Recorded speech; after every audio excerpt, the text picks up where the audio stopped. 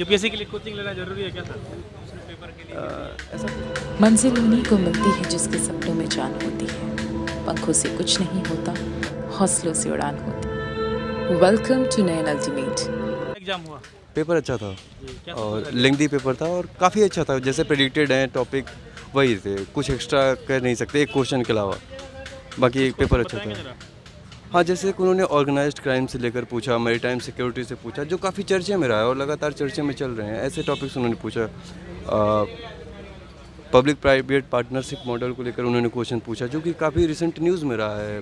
PDS को लेकर पूछा, जो कि लगातार चर्चे में बना हुआ है। तो कह नहीं सकते कि कुछ बाहर से आया था, पूरा सिलेबस का ही था और कुछ एक्स्ट्रा नहीं था। क्लाउड बर्स्ट लगातार चर्चे में रहा है, तो उन्होंने क्लाउड बर्स्ट से भी क्वेश्चन पूछा और क्लाउड बर्स्ट अभी हो भी रहे हैं। तो कह सकते हैं कि काफ़ी अच्छा पेपर था, बट लेंथी पेपर था। लिखना is a challenging task. Sir economy में बजट में क्या आपका रहा आंसर इस बार?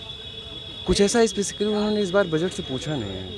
वो आपको इंक्लूड करना था इकोनॉमिक सर्वे को, जो कि जनरली पेपर 3 में करता ही है कोई भी हो। तो स्पेसिफिकली उन्होंने ऐसा कुछ पूछा नहीं था।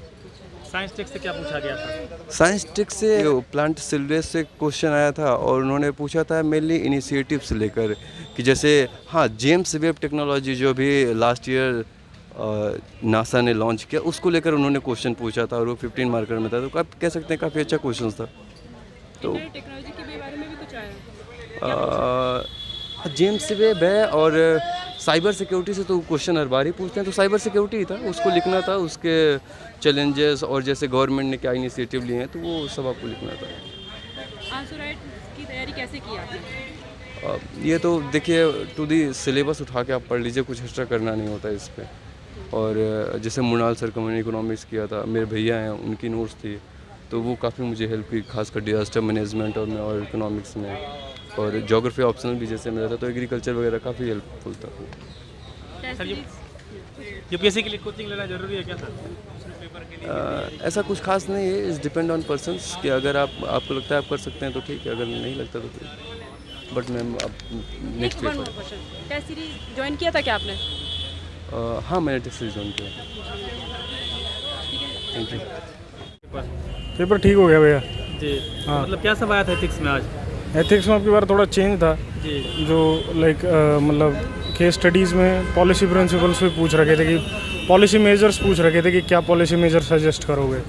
ये मेरे को एक्स्ट्रा लगा थोड़ा, तो लेंदी भी था, कॉम्प्लेक्स भी था थोड़ा। जैसा कि सर कहा जाता है यूपीएससी की तैयारी में सबसे ज़्यादा डिफिकल्ट लोगों को भाई एस्पिरेंट को एथिक्स ही लगता है। हाँ भाई एथिक्स ही था। एथिक्स के लिए सर नए एस्पिरेंट क्या स्ट्रेटजी रखे? नए एस्पिरेंट क्या स्ट्रेटजी रखे एथिक्स के लिए?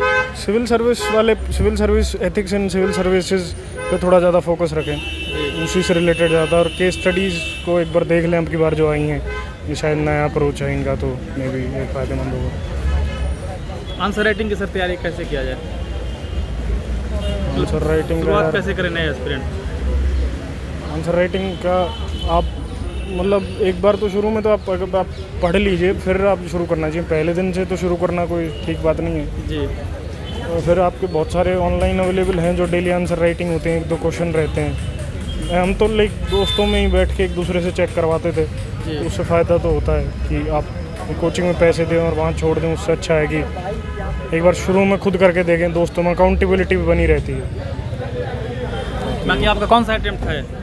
मेरा मेंस का सेकंड अटेम्प्ट है, वैसे थर्ड अटेम्प्ट था ये।